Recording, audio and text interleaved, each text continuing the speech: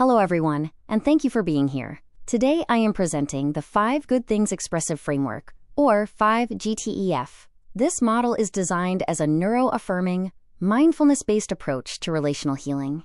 It draws together relational cultural theory, expressive arts, and mindfulness in order to support regulation, expression, connection, and growth. My goal is to move slowly enough for the ideas to remain usable rather than merely definitional. I want to explain why the framework matters, what it is grounded in, how it works, and how it may translate across multiple helping contexts. This framework emerged from a recurring gap in helping spaces. Many approaches offer something important, yet they often organize healing into separate lanes such as symptom reduction, cognition, coping, or relationship. Each contribution matters, but lived experience is rarely that segmented. 5GTEF was designed to hold regulation, expression, reflection, and connection within one model. Its central claim is that healing often deepens when relational presence, creativity, and mindful awareness are integrated rather than artificially separated. A guiding question for the entire framework is this: what kind of healing experience are we trying to create? This shifts attention away from technique alone and toward the quality of the process itself. Rather than asking only what intervention to use, the framework invites us to ask whether a space is increasing vitality, understanding, dignity, agency, and connection. In that sense, 5GTEF is both practical and evaluative. Many helping models can feel incomplete because they privilege one pathway of change at a time. Some focus on symptom reduction, others on cognition, coping, behavior, or interpersonal repair. These pathways are valuable, yet people often need several forms of support at once. This framework responds to that limitation by treating integration as a core design principle. It asks what happens when body, meaning, expression, and relationship are held together, rather than partitioned. Fragmentation is one of the central problems this framework attempts to address. Human distress is rarely confined to one domain. People often experience dysregulation, emotional pain, relational rupture, and meaning-related struggle at the same time. When care is fragmented in response, the helping process can mirror the person's own disconnection. 5GTEF therefore treats body, mind, expression, relationship, and meaning as interdependent rather than separate. Many helping spaces remain verbally dominant, assuming that healing happens best when people can clearly explain their inner world through spoken language. For some individuals, that is useful. For others, it can be limiting or even distancing. Trauma-impacted and neurodivergent individuals may access truth more readily through image, movement, rhythm, sensation, or symbol. The framework does not reject language. It simply refuses to treat language as the only legitimate route into knowing.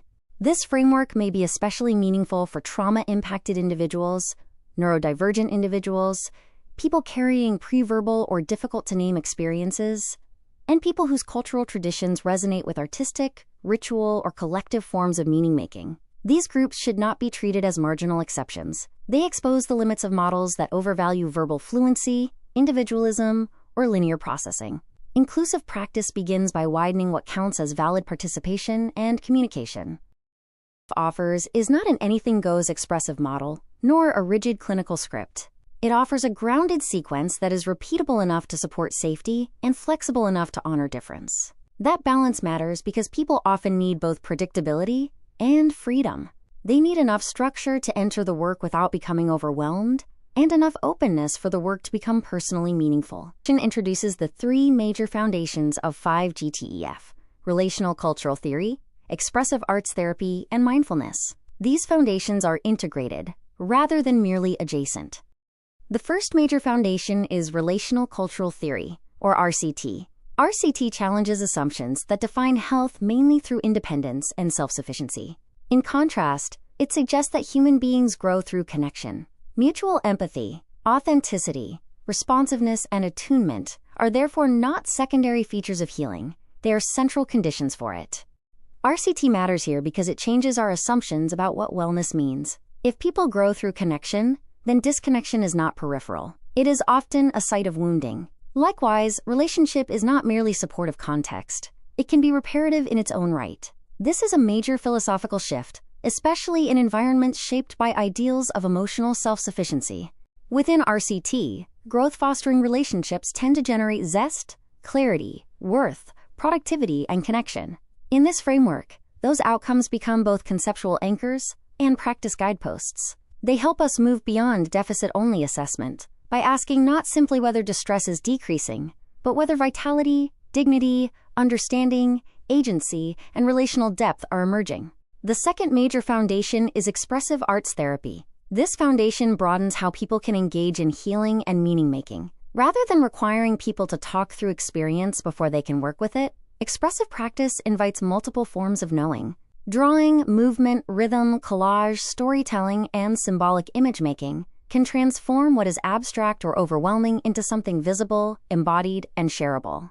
Expressive arts matter because much of human experience does not arrive first as polished language. Some experiences are pre-verbal, some are too emotionally charged to speak directly, and some are carried in sensation or image. Expressive work can function as a bridge. It allows people to approach difficult material with more symbolic distance, flexibility, and possibility. The framework can employ many expressive pathways, including drawing, painting, movement, rhythm, music, collage, storytelling, and sculpture. Modality choice should be collaborative rather than imposed. Different modes afford different kinds of access. A visual metaphor may clarify a relational pattern more effectively than direct explanation, while rhythm or movement may support regulation when language feels too demanding. The third foundation is mindfulness. In this framework, mindfulness is understood not merely as calming down, but as supporting awareness, regulation, and present moment attunement. It helps people notice what is occurring internally and externally with greater steadiness, including thoughts, feelings, body sensation, impulses, and relational cues. Mindfulness matters because before people can express deeply or connect meaningfully, they often need enough regulation to remain present with what is arising. Without that foundation, expressive or relational work can become inaccessible or overwhelming. Mindfulness supports pacing, sensory awareness, and discernment. It helps make deeper work possible without forcing it. The conceptual strength of 5GTEF lies in the integration of these three foundations. RCT keeps the model centered in connection and dignity. Expressive arts therapy keeps it multimodal and embodied. Mindfulness grounds the process in awareness, pacing, and regulation. Together, these foundations create a model that can travel across settings without losing coherence. This section slows down to examine the 5 good things individually, not just as definitions, but as practical indicators of relational growth. At the center of the framework are the 5 good things: zest, clarity, worth, productivity, and connection. These outcomes help name what growth-fostering relationships make possible. They widen the lens beyond symptom reduction and invite a deeper question.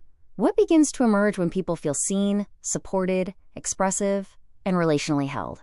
Zest refers to vitality, aliveness, and renewed energy. It is the movement from depletion or shutdown toward greater engagement with life. This matters because healing is not only about reducing pain, it is also about making room for life to return. Even small increases in aliveness can be clinically meaningful. In practice, zest can look different across settings. A client may seem a little more present. A student may become more engaged. A team member may re-enter collaboration with greater energy. The key point is that zest need not be dramatic to matter. A subtle increase in aliveness can indicate that the process is becoming more growth-fostering. Clarity refers to insight, coherence, and a more understandable sense of self and experience. It often emerges when people begin to see patterns, name feelings, or connect present struggle to a broader story. Importantly, clarity is not only intellectual. It may arise through body awareness, image, metaphor, or expressive reflection. Clarity can manifest as a newly named emotion, a relational dynamic coming into focus, or a symbolic image suddenly becoming meaningful. Such moments often feel grounding because confusion itself can be painful. Within this framework, clarity is especially valuable when it is held with gentleness rather than self-criticism. Worth refers to dignity, value, and belonging. It is the experience of feeling that one matters and does not need to disappear in order to belong. Many people enter helping spaces carrying shame or invisibility. Growth-fostering relationship can begin to interrupt that expectation and support a stronger sense of worth. Worth may look like a person speaking more directly, taking up more authentic space, or no longer feeling compelled to erase parts of themselves in order to remain acceptable. For trauma-impacted and marginalized individuals especially, worth can be profoundly reparative because it concerns dignity, belonging, and accurate witnessing. Productivity can be misunderstood, so it is important to define it carefully. In this framework, it does not mean hustle or output. It means meaningful movement and agency. More specifically, it refers to the capacity to take a step, make something, choose something, repair something, or move toward what matters. In practice, productivity may look like trying a new coping strategy, initiating a difficult conversation, or translating insight into one concrete next step. The significance lies in the fact that the action is supported by relationship rather than demanded by pressure. This reframing helps protect the concept from becoming coercive. Connection refers to trust, authenticity, attunement, and mutual engagement in relationship. It is the felt sense of being with another person in a way that is emotionally real and responsive. Within the framework, connection matters not only because it is healing in its own right, but because it creates conditions under which the other good things can emerge. Connection is distinct because it is both an outcome and a generative condition. When connection deepens, vitality often increases. Understanding becomes easier, dignity feels more secure, and action becomes more possible. This recursive role is why the framework keeps connection conceptually central. At this point, it is useful to pause and ask which of the 5 good things we notice most readily in our own work, and which we tend to overlook. Some settings reward productivity but miss worth. Others emphasize clarity but overlook zest. The 5 good things are therefore not only concepts, they can function as a practical lens for supervision, teaching, counseling, and program design. Zest can be intentionally supported through movement, rhythm, stretching, drumming, playful art making, and activating breath practices. The deeper rationale is that vitality does not always appear spontaneously. It can be invited through sensory and embodied experiences that counter flatness or shutdown. Clarity is often supported through practices that combine reflection with symbolization. Journaling, symbolic drawing, visual mapping, and guided imagery can all help experience become more coherent. These methods are valuable because they do not force people to move directly from confusion into polished explanation. Worth grows best when expressive work is held with compassion, witnessing, and genuine respect. Collaborative art making, compassion-focused mindfulness, and affirming reflection can all support a stronger sense of dignity and belonging. What matters most is not only the activity itself, but how the person and their expression are received. Productivity, understood as meaningful movement, can be supported through vision boards, structured collage, movement-based goal setting, and creative action planning. These methods help translate insight into one next step without pressuring people toward dramatic change. Connection may deepen through practices designed for mutual engagement, including partnered storytelling, relational sculpture, group murals, synchronized breathing, and shared ritual. The significance lies in the fact that connection becomes enacted and felt, not merely discussed. The framework is evidence-informed, which matters because expressive arts and mindfulness are sometimes dismissed as soft or optional. Emerging research suggests that these practices can engage meaningful psychological, physiological, and relational processes. The framework uses that literature to explain why creativity and mindfulness may support regulation, insight, and relational healing, while still acknowledging that the evidence base is evolving. Research on expressive arts suggests that creative activity can engage systems related to regulation, memory, reward, and problem-solving. This helps explain why expressive work is not merely decorative. Art making can externalize internal states, create flexibility around difficult material, and support motivation when people feel depleted. Clinically, this matters because expressive work is often underestimated. If creative activity can support embodied processing, symbolic distance, and meaning-making, then it belongs more centrally in our understanding of serious helping work.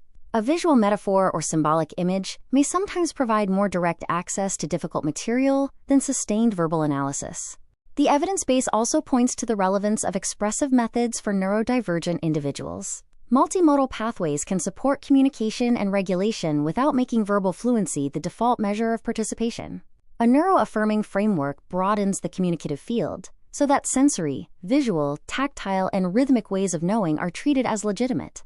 Research on mindfulness has associated practice with attention, emotional regulation, self-awareness, and cognitive flexibility. Within the framework, that matters because expressive and relational work often require people to stay present with emotionally meaningful experience. Mindfulness is therefore not framed here as simple relaxation, but as a capacity-building practice. Integrated approaches suggest that mindfulness and expressive work may support one another. Mindfulness helps a person become present enough to engage, and expressive work gives symbolic form to what is being noticed. Together, they may support both safety and exploration, rather than forcing a choice between the two. One of the most practical principles in the framework is this: regulate first, then create. The sequence is simple, but conceptually and ethically important. Rather than moving immediately into expressive work and hoping regulation follows, the model first supports grounding, sensory awareness, and readiness. Sequence matters because expressive work can open a great deal. If someone is already dysregulated, flooded, or sensory overloaded, deeper expression may feel unsafe or inaccessible. Grounding first helps create enough stability for expression to feel possible and containing, rather than overwhelming. The first phase is stabilize. This phase supports grounding, orientation, pacing, and nervous system readiness. It may include breath awareness, gentle movement, or sensory check-in. Stabilization is not a delay of the real work. It is part of the real work because it creates an ethical doorway into expression.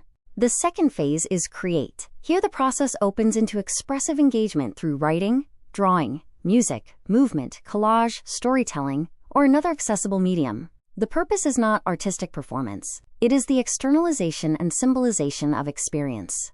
The third phase is integrate. Integration supports reflection, pattern recognition, and coherent understanding. This may occur through discussion, journaling, paired reflection, or quiet noticing. Without integration, expressive work may remain powerful but underprocessed. The fourth phase is close. Closure supports containment, reconnection, and transition out of the expressive process. It may involve ritual, a breath, a word, or another simple form of completion. Closing matters because opening something meaningful carries a responsibility to help people return with enough steadiness. Viewed as a whole, the process sequence is stabilize, create, integrate, and close. Its value lies in the balance it provides: predictability without rigidity, containment without overcontrol, and openness without chaos. That balance is one reason the model can travel across multiple settings. One of the strengths of 5GTEF is its applicability across settings. In counseling, it can complement or substitute for talk-heavy methods. In groups and communities, collaborative art and ritual can support belonging. In classrooms, it can support reflection, regulation, and access. In supervision and organizations, it can deepen self-awareness, emotional intelligence, and relational accountability. The source material offers several examples that help ground the framework in practice. One involves Sarah, a 32-year-old autistic woman whose prior talk-based therapy felt misunderstanding. Through collaborative art making around safety and connection, paired with mindfulness, she reported increased confidence and improved communication. Other examples from classroom teaching and supervision show the same process logic at work in different contexts. A central strength of the framework is that accessibility and inclusion are treated as foundational rather than optional. Neuro-affirming design may include predictable structure, visual supports, sensory-informed pacing, and reduced dependence on words alone. The framework also calls for culturally responsive and ethically accountable practice, including informed consent, choice, confidentiality, and facilitator humility. The framework is not presented as fixed. Future directions may include pilot studies in classrooms, counselor training programs, and community mental health settings, along with longitudinal and qualitative research. There is also room to examine how digital art platforms, virtual reality, and AI-supported reflective tools might extend the framework while preserving its relational core. As the presentation closes, I want to return to the heart of the framework. 5GTEF offers a relational, creative, mindfulness-based pathway for healing and growth. It asks not only whether someone is functioning, but whether they are becoming more alive, more clear, more worthy, more capable of movement, and more connected. For me, that is what makes the framework both practical and deeply human.